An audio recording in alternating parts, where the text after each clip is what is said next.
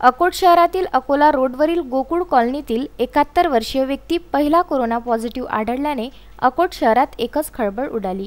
हा व्यक्ती मागील 5 दिवसापासून अकोला येथे निमोनिया झाल्याने खासगी हॉस्पिटलमध्ये उपचार घेत होता। या व्यक्तीचा कोरोना रिपोर्ट 25 मे रोजी पॉझिटिव्ह आल्याने अकोट शहरात कोरोना दाखल झाल्याने अकोट प्रशासकीय विभाग हरकतमध्ये आला असून सर्व विभागाचे अधिकारी दाखल झाले आहे।